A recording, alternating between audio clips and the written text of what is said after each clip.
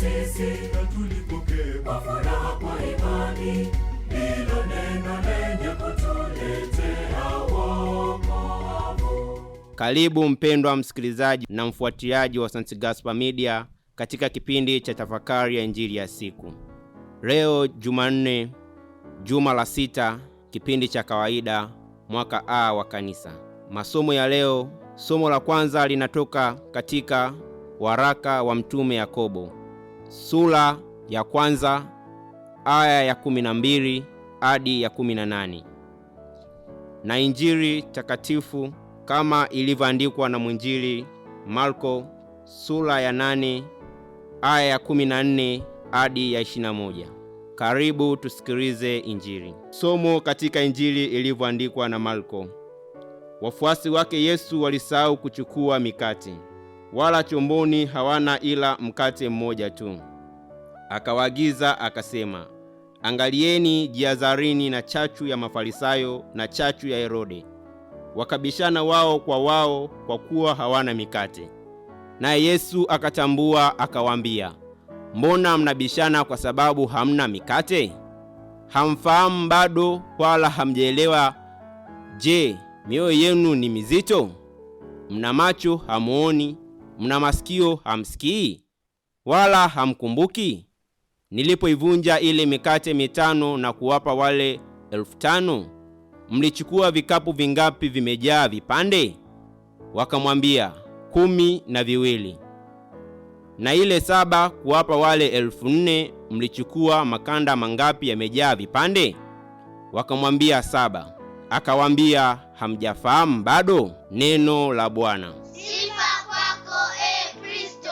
Ndugu mpendwa msikilizaji, maneno haya ya Yesu anaposema jihadharini na chachu ya Mafarisayo na ya Herode, Yesu hakuwa anazungumzia mkate wa kawaida, bali hali ya mioyo yao.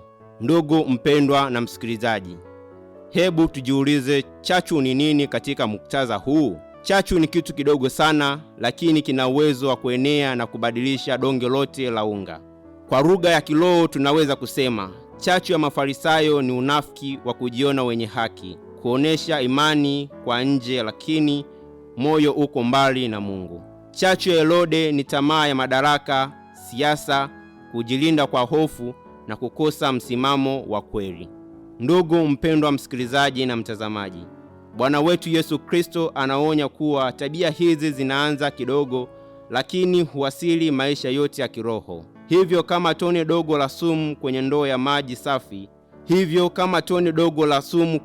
maji safi, hata kama maji ni mengi, tone hilo linaweza kuharibu yote.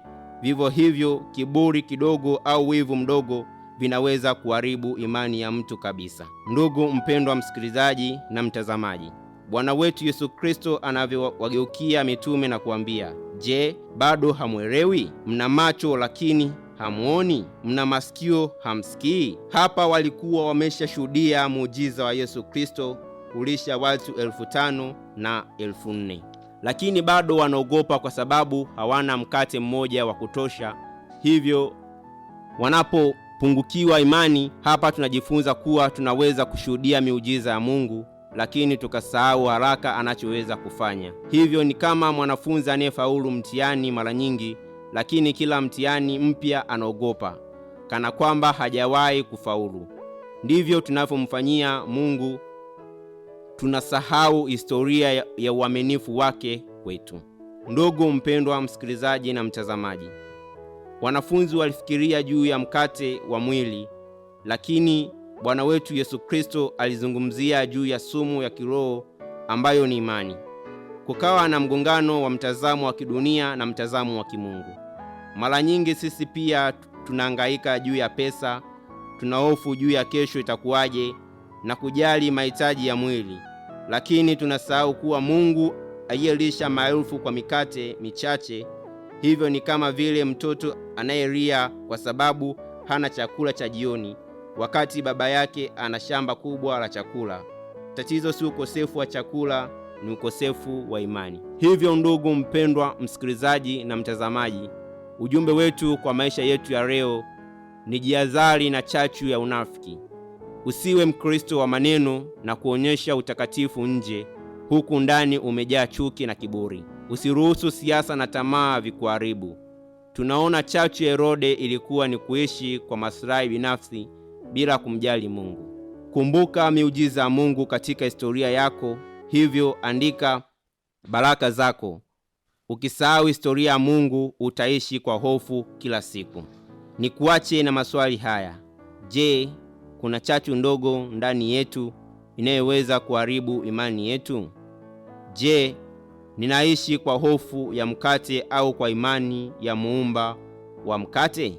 Je, ninaona kwa macho ya mwili au macho ya kiroho?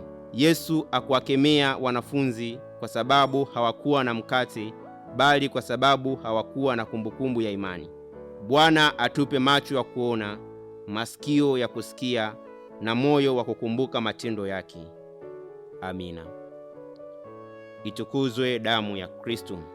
Ninakushukuru kwa kutafakari pamoja nami injili ya leo. Niliyokuletea tafakari hii ni mimi Frateri Fredi Elias Marele wa shirika la Misionari Damu Takatifu ya Yesu kutoka Seminari Kuu ya Mtakatifu Gaspari de Bufalo, Kola, Morogoro. Itukuzwe damu ya Kristo.